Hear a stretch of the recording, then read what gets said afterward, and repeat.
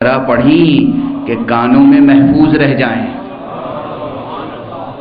جب وہ حدیث نظر کے سامنے آئے اور حسین کی شأن تلاوت تو مسلمان کو یاد آ جائے گا نسخہ کیمیا. گمراہی سے بچنا ہو، سرکشوں کے شر سے بچنا ہو، دھوکہ دینے والوں کے شر سے بچنا ہو تو ایک نسخہ ہے، ایک ورد ہے، ایک ذکر ہے. سورہ مبارکہ کہف کی ابتدائی آیتوں کی تلاوت. دوسرا جواب ہو گیا. اب 14 کے 14 تو ممکن نہیں ہے، مگر چند جواب تو عرض کر دوں. ایک جواب اور عرض کر رہا ہوں اور یہ تیسرا جواب ہے. سورہ مبارکہ کہف کی آخری آیت کی تلاوت کی 2 تاثیریں ہیں. ایک یہی ابھی جو میں نے عرض کی، قل انما انا بشر مثلکم یوحى الی انما الہکم الہ واحد فمن کان یرجو لقاء ربہ اللہ اکبر فمن كان يرجو لقاء ربه فليعمل عملا صالحا ولا يشرك بعبادة ربه احدا. یہ ایک آیت جو آخری آیت ہے سورہ کہف کی، مقطع قصیدہ کہفیہ.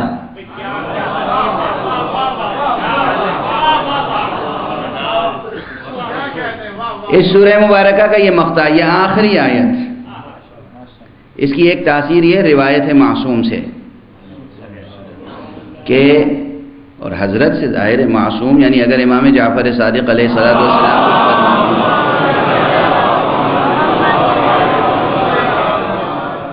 یا کوئی بھی 12 اماموں میں سے کچھ ارشاد فرماتا ہے، یا بی بی زہرا سلام اللہ علیہا کچھ فرماتا ہے،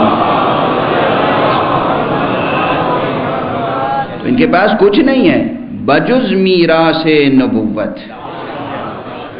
ان کے پاس کچھ نہیں ہے بجز علوم مقام ختم نبوت. انہوں نے فرمایا کہ اگر تمہیں بیدار ہونا ہو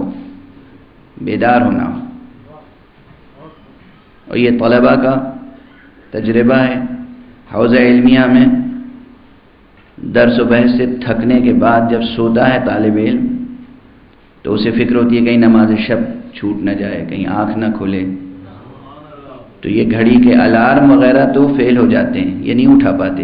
اٹھاتی ہے یہ آیت.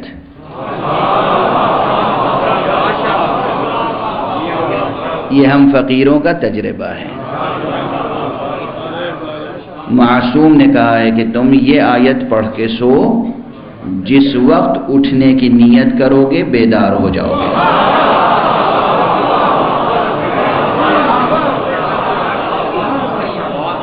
ایک دستور مل گیا، یہ آیت پڑھ کے سو، جس وقت اٹھنا چاہو گے اس آیت کی برکت سے بیدار ہو جاؤ گے. اور یہ ایک روایت ہے. جوہر روایت کیا ہے؟ یہ تو ظاہر روایت ہے. باطن روایت کیا ہے؟ توجہ رہے. باطن روایت یہ ہے کہ یہ آیت انسان کو بیدار کرتی ہے. توجہ ہے. اصلاً یہ آیت انسان کو بیدار کرتی ہے، انسان کو بیدار کرتی ہے. اس لیے اس آیت کے جوہر کو صرف گھڑی الارم کے حد تک نہ سمجھیں، انسان کو بیدار کرتی ہے. چونکہ یہ آیت انسان کو بیدار کرتی ہے، اس لیے دنیا پرست انسانوں کو بیدار کرنے کے لیے حسین نو کے نیزہ پہ سورہ کہف کی تلاوت کر رہے ہیں.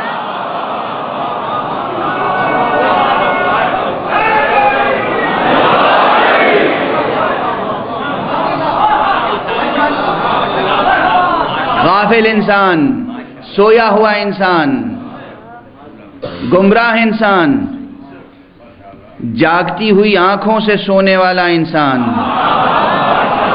نہیں، لفظ بدل دوں، جاگتی ہوئی آنکھوں یہ لفظ صحیح نہیں ہے، کھلی ہوئی آنکھوں سے سونے والا انسان. کھلی ہوئی آنکھوں کے ساتھ سونے والا انسان، سوتے میں چلنے پھرنے والا انسان،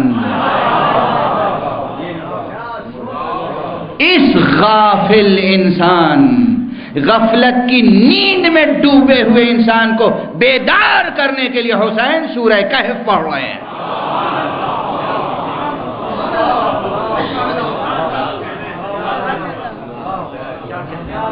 حسین سورہ کہف پڑھ رہے ہیں حدیث کی روشنی میں۔ بس پروردگار آپ سب کو سلامت رکھے۔ جو آیت حافظہ تاریخ میں رہ گئی بطور خاص، جس کی میں 3 شبوں سے تلاوت کر رہا ہوں، اس آیت کی اپنی شان ہے، اس کا اپنا جلال ہے، اس کا اپنا جمال ہے، اس کی اپنی فضا ہے، اس کی اپنی بلندی ہے، اس کی اپنی پہنائی ہے۔ ام حسبت ان اصحاب الکہف والرقیم کانوا من آیاتنا عجبا، کیا تو نے، ام حسبتا، ام حسب تم نہیں ہے، جمع کا صیغہ نہیں ہے، جمع مجمع کو خطاب نہیں ہے، فرد کو خطاب ہے۔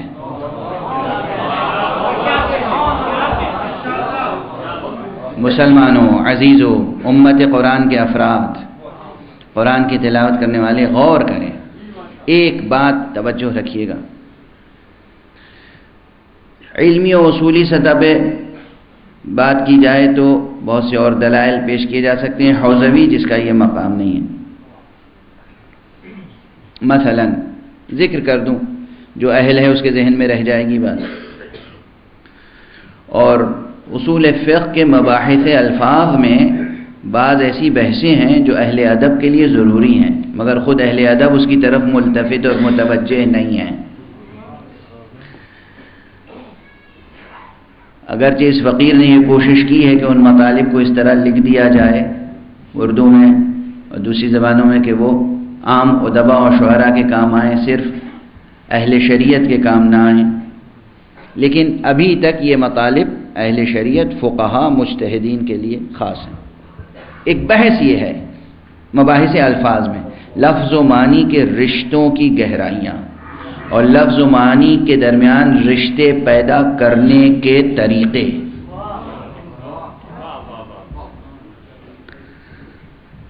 طریقے، سلیقے، حکمتیں اور ان کی تہداریاں۔ کیا ایک ہی لفظ ایک ہی استعمال میں ایک سے زیادہ معنی کے لیے استعمال ہو سکتا ہے؟ یہ ایک سوال ہے، سادہ سا سوال ہے، اصول فقہ کے حضرات واقف۔ ایک لفظ ایک مرتبہ استعمال کیا گیا، اس ایک استعمال میں کیا ایک سے زیادہ معنی مراد لیے جا سکتے ہیں یا نہیں؟ بہت سے حضرات یہ کہتے ہیں، یہ ایک دقیق یعنی ٹیکنیکل بحث ہے۔ آج کچھ وہ ماحول پیدا ہو گیا جو عموماً ہماری تقریروں میں ہو جاتا ہے، بالکل ٹیکنیکل بحث ہے۔ ایک لفظ ایک مرتبہ استعمال ہوا، کیا اس ایک استعمال میں ایک سے زیادہ معنی کا ارادہ کیا جا سکتا ہے؟ یعنی ہم کئی معنی ذہن میں رکھیں اور ان تمام معنی کے لیے ایک اطلاق میں، ایک استعمال میں، ایک نطق میں ایک بار لفظ کہا اور وہ سارے معنی اس میں سمو جائیں، سمٹ آئیں، سمو دیے جائیں، مراد لے لیے جائیں، کیا یہ ممکن ہے یا ممکن نہیں ہے؟ علماء کا اختلاف ہے۔ کچھ علماء، کچھ محققین، کچھ اصولین کہتے ہیں کہ نہیں، یہ ممکن نہیں ہے۔ ایک مرتبہ لفظ استعمال ہوگا ایک معنی میں، لیکن ان کے مقابلے میں بہت سے وہ اصولیین، وہ علماء، وہ فقہا ہیں جو کہتے ہیں کہ نہیں، ایک ہی استعمال میں ایک سے زیادہ معنی مراد لیے جا سکتے ہیں۔ اب وہ ان کی دلیلیں ان کے پاس، ان کی دلیلیں ان کے پاس، اب یہ دلیلوں کا ذکر اور اس کا محاکمہ یہ کلاس روم کی بات ہے۔ میں صرف ایک بات عرض کرتا ہوں، اگرچہ جملہ خطیبانہ ہے لیکن اس کے پیچھے برہان عقلی اور برہان لغوی موجود ہے، دونوں برہان موجود ہیں۔ خود قرآن مجید کا وجود ثابت کرنے کے لیے کافی ہے کہ ایک استعمال میں ایک سے زیادہ معنی مراد لیے جا سکتے ہیں، اس لیے کہ قرآن نازل ہوا سرکار ختمی مرتبت پر اور قیامت تک آنے والے ان سالوں کے لیے خطاب ہے۔ آج جب ہم قرآن پڑھتے ہیں تو قرآن کا خطاب ہم سے ہے یا نہیں؟ جب قرآن میں ہم آیت پڑھتے ہیں یا ایھا الذین آمنوا تو ہم سے خطاب ہے یا نہیں؟ ہے۔ ایک ہی استعمال میں پیغمبر بھی مخاطب ہیں، ہم بھی مخاطب ہیں۔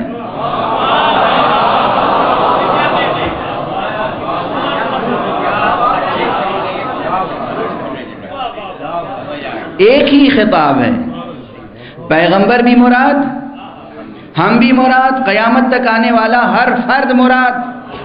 اچھا آپ کہہ دیجئے کہ جناب یا ایھا الذین آمنوا یا اس طرح کے صیغے تو جمع کے ہیں۔ ام حسبتا، کیا تو نے یہ گمان کر رکھا ہے کہ اصحاب کہف ہماری نشانیوں میں سے ایک عجیب نشانی تھے؟ عجبا جس انداز سے آیا ہے وہاں صرف عجیب کہہ دینا کافی نہیں، عجیب ترین کہیے، سپرلیٹو ڈگری۔ کیا تو نے یہ سمجھ رکھا ہے کہ اصحاب کہف ہماری نشانیوں میں سے عظیم ترین نشانی تھے؟ پہلا مخاطب اس کا کون ہے؟ پیغمبر، اور اس کے بعد ہر قاری قرآن مخاطب ہے۔ جوانان عزیز یہ یاد رکھیے گا، اولاً یہ جملے پہلے بھی کہہ چکا ہوں، پھر عرض کر رہا ہوں، ناز کیجئے کہ آپ مورد خطاب الہی واقع ہوئے ہیں، ناز کیجئے، سجدہ شکر کیجئے، سجدہ شکر کیجئے، تمام عمر سجدہ شکر ادا کرتے رہیے تو حق شکر ادا نہیں ہوگا کہ آپ کو اللہ نے مخاطب قرار دیا ہے۔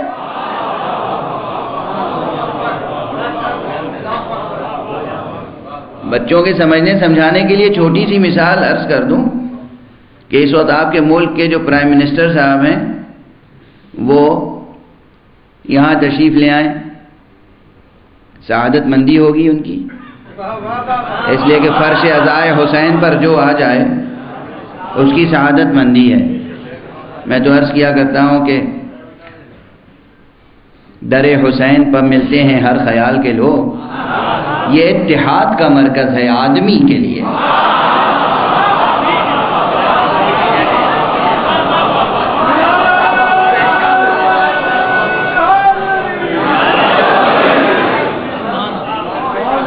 مرحوم مہدی نظمی کا شعر ہے، در حسین پر ملتے ہیں ہر خیال کے لوگ، یہ اتحاد کا مرکز ہے آدمی کے لیے۔ آدمی ہونا شرط ہے، آدمی ہونا شرط ہے۔ اور اب میں برادران اہل سنت میں سے ایک شاعر، عزیز القدر شاعر، عظیم الشان شاعر، جنہیں میں بہت اچھا اور بڑا شاعر سمجھتا ہوں اور میرا خیال ہے کہ شاید ہی کوئی اس سے اختلاف کرے گا، گزشتہ نصف صدی میں دہلی جیسے تاریخی ادبی مرکز سے ابھرنے والے جو استاد شعراء گزرے ہیں ان میں مرحوم مخمور سعیدی کا پایہ بہت بلند ہے۔ مخمور سعیدی ایک مکمل استاد شاعر تھے، ان کا ایک شعر یاد آ گیا مجھے لفظ آدمی پر، اور وہ آپ کی نظر کر دوں، آپ کے موضوع سے جڑا ہوا شعر ہے۔ مخمور سعیدی کہتے ہیں کہ ابن علی کی زندگی شرح صفات آدمی،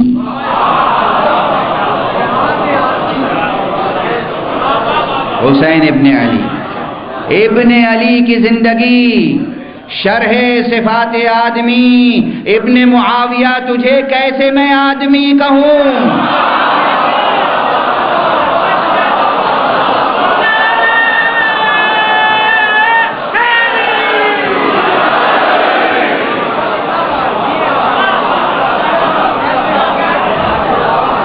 کسی شیعہ شاعر کا شعر نہیں ہے،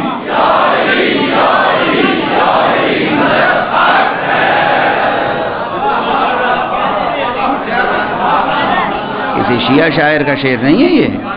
اسی لیے میں کہتا ہوں کوئی حنفی ہو، کوئی مالکی ہو، کوئی شافعی ہو، کوئی حنبلی ہو، کوئی اہل حدیث ہو، سب کے دل میں حسین ہے، یزید کسی کے دل میں نہیں ہے۔ اور جس کے دل میں یزید ہو وہ کسی خاص سلسلے کا ہو نہیں سکتا۔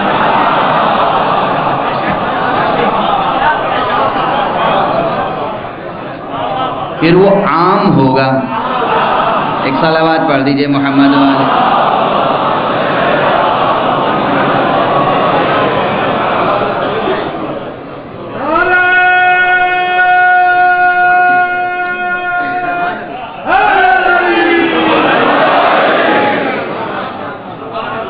بس اب اگر وہ آ جائیں، کوئی آ جائے، پریزیڈنٹ آ جائیں، چیف جسٹس صاحب آ جائیں، پرائم منسٹر صاحب آ جائیں، اب ان لوگوں کا پروٹوکول ہوتا ہے، کسی آدمی کو بلا کے وہ خطاب کریں اور اسے مجمع میں بلائیں اور اس سے بات کریں تو پورے شہر میں ایک شہرہ ہوگا۔ ہو سکتا ہے دوسرے دن اخبار میں ایک سرخی لگ جائے، وہ شخص چاہے گا کہ اس کا فوٹو چھپے کہ صاحب مجھے پرائم منسٹر نے بطور خاص ایڈریس کیا، مجھے یہ بات سونپی۔ پرائم منسٹر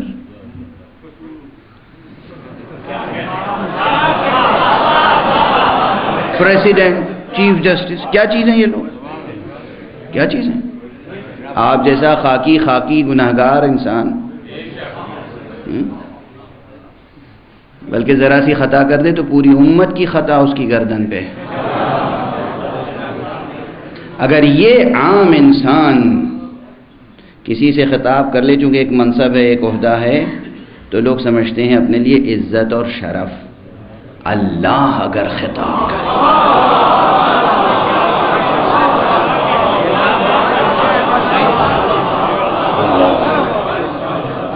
اللہ خطاب کرے۔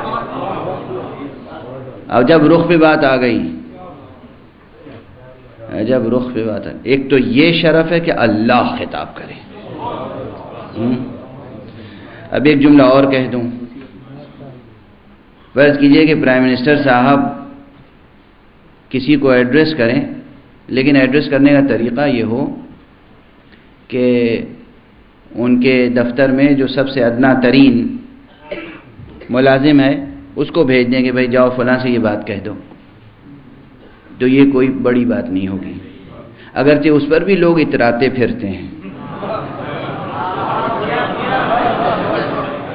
بنا ہے شہ کا مصاحب، پھرے ہے اتراتا، وگرنہ شہر میں غالب کی آبرو کیا ہے۔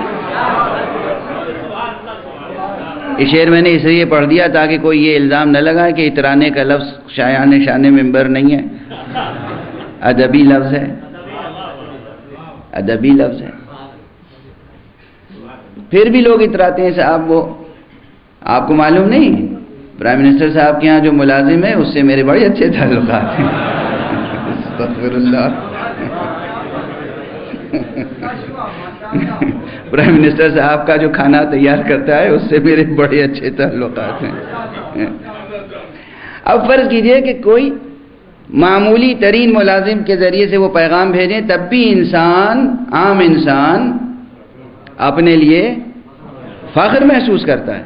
اور اگر پرائم منسٹر صاحب اپنے پرنسپل سیکریٹری کے ذریعے سے کوئی پیغام کہلائیں تو وہ اپنا اور عہدہ بلند محسوس کرے گا۔ پرائم منسٹر صاحب اپنے بیٹے کو بھیجیں، جاؤ میرا یہ پیغام ان سے کہہ کے آؤ۔ یہ مثالیں اگر یعنی قریب ترین کو جب بھیجیں گے تو انسان اور فخر محسوس کرے گا۔ دو گنا آپ کے لیے شرف ہے، ایک تو اللہ نے آپ سے خطاب کیا، پھر محمد کے ذریعے خطاب کیا۔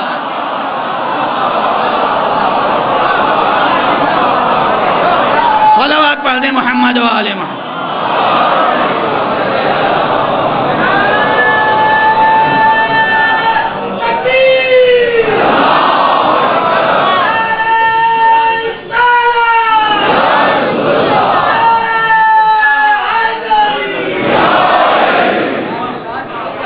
درمیان میں کون ہے؟ کوئی اور نہیں ہے. اور امت مصطفیٰ صلی اللہ علیہ وآلہ وسلم کے لیے تو شرف کی بات ہے کہ آپ سے خطاب آدم کے ذریعے سے نہیں ہے، آپ سے خطاب ابراہیم کے ذریعے سے نہیں ہے، آپ سے خطاب موسیٰ کے ذریعے سے نہیں ہے، آپ کے سے خطاب عیسیٰ علیہ السلام کے توسط سے نہیں ہے. یہ سب انبیاء، ان کی خاک قدم ہمارے لیے سرمہ چشم، سب معصوم، سب انبیاء، سب کے اوپر عقیدہ رکھنا ہمارے لیے فرض ہے. مگر فخر کی بات ہے کہ ہم امت محمد میں ہیں، کہ محمد کا وہ مقام ہے کہ جبرائیل پیچھے رہ جاتا ہے، محمد آگے چلا جاتا ہے.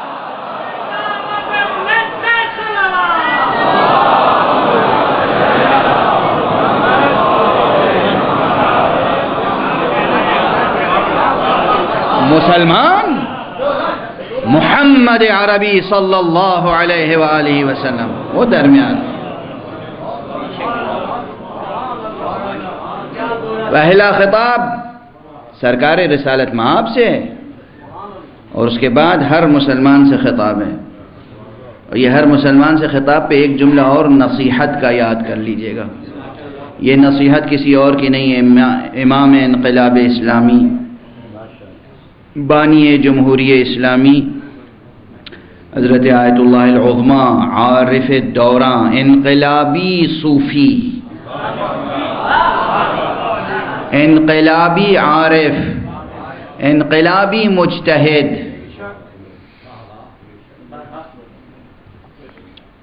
آیت اللہ العظمیٰ سید روح اللہ خمینی کا جملہ ہے.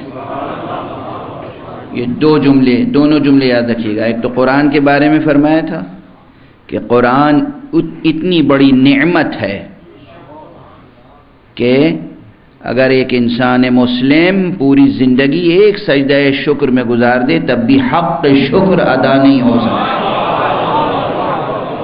قرآن. اور دوسرا جملہ فرمایا ہے کہ دیکھو عزیزو، جب قرآن پڑھا کرو، تلاوت کیا کرو، تو ہر روز وہی آیت اگر دہراؤ تب بھی اس آیت پہ غور کرو کہ آج وہ آیت تمہارے لیے کیا پیغام لے کے آئی ہے.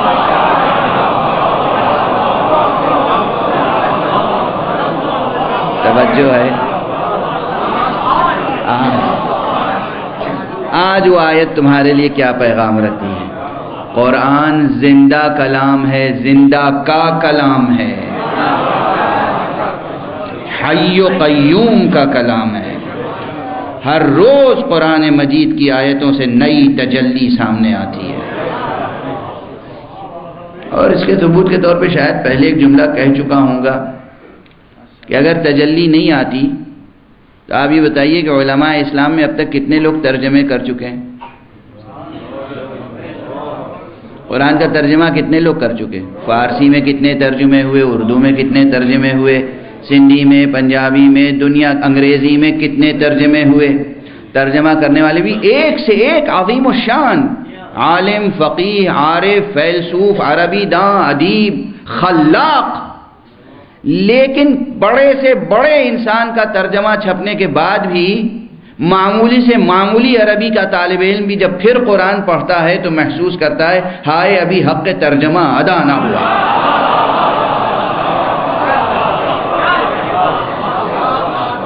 کیا معجزہ ہے قرآن، کیا معجزہ ہے قرآن.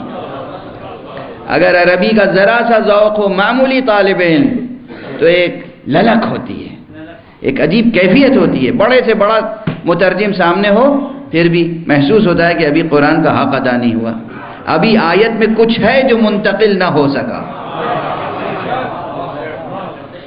ابھی آیت میں جو ہے وہ ان جملوں میں ہماری زبان میں ادا نہ ہوا.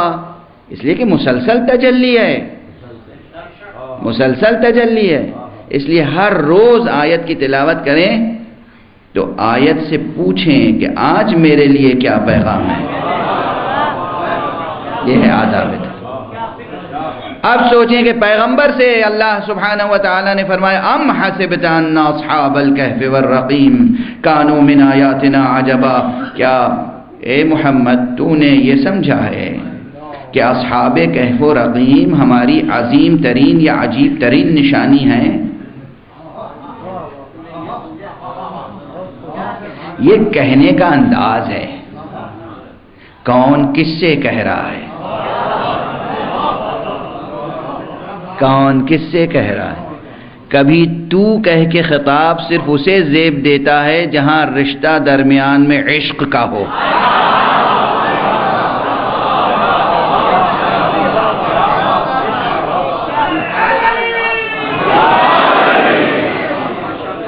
اگر عشق و محبت کا رشتہ نہ ہو تو یہ لہجے زیب نہیں دیتے. زیب نہیں دیتے. کیا تو نے یہ سمجھا ہے؟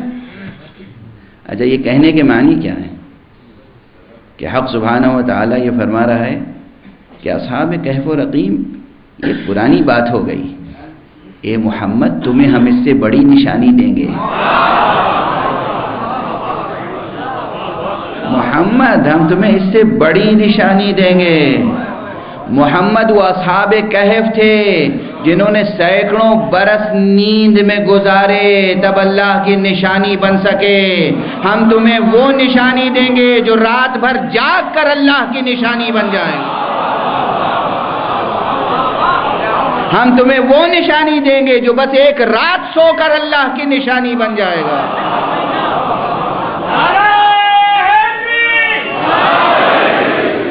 باپ اور بیٹے میں بس یہ فرق ہے. علی ابن ابی طالب ایک شب سو کے اللہ کی نشانی بنتا ہے. حسین ابن علی ایک شب جاگ کر اللہ کی نشانی بنتا ہے.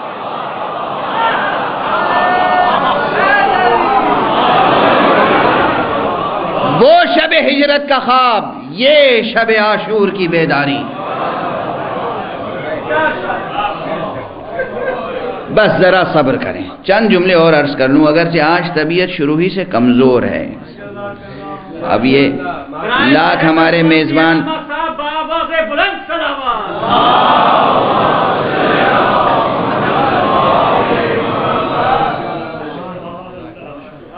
تہ در تہ مضامین ہوتے ہیں. شأن تلاوت اگر سامنے ہو، اگر شأن تلاوت سامنے ہو، تہ در تہ مضامین ہوتے ہیں.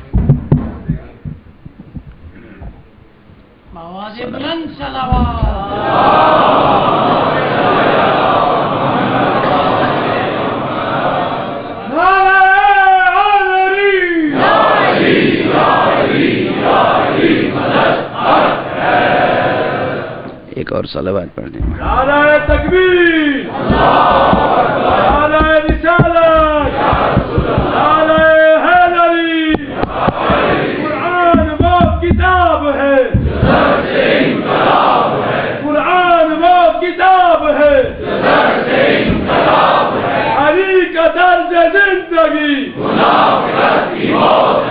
علی کا درد زندگی جو اسوہ رسول ہے. نعرہ حیدری. قرآن حکیم کی آیتوں میں تہ در تہ مضامین ہوتے ہیں. ایک طرف یہ بات ہے کہ جب پیغمبر سے خطاب ہوگا، پیغمبر کیا ہماری نشانیاں ختم ہو گئیں؟ کیا اصحاب کہف و رقیم عجیب ترین نشانی تھے؟ بطون آیت میں یہ مضمون ہے، ظاہر آیت میں نہیں. بطون آیت میں یہ مضمون ہے، محمد ہم تم کو اس سے بڑی نشانی. وہ اصحاب کہف تھے، وہ اصحاب کہف تھے. ہم تمہیں اصحاب کہف میں جو باتیں تھیں نا، وہ بالاقصاد 3 کرداروں میں سامنے آئی ہیں. اصحاب کہف کا ایک کردار ابو طالب کی شکل میں ہے. ابو طالب کا ایک کردار علی کی شکل میں ہے. ابو طالب اصحاب کہف کا ایک کردار حسین کی شکل میں ہے. اصحاب کہف کے بارے میں تحقیق تو کریں، مطالعہ تو کریں، ڈوبیں تو صحیح. اس سورہ مبارکہ کی فضا میں کیا کچھ ہے. حسین نے اس سورے کی تلاوت اس لیے کی ہے کہ ایک تلاوت میں نبی کی نبوت کا ثبوت بھی فراہم کیا ہے، اپنے جد صلبی ابو طالب کے ایمان کا بھی ثبوت فراہم۔ سنو، سحر کے وقت مسجد کوفہ میں اگر جاؤ، آج بھی علی کی مناجات سن سکتے ہو۔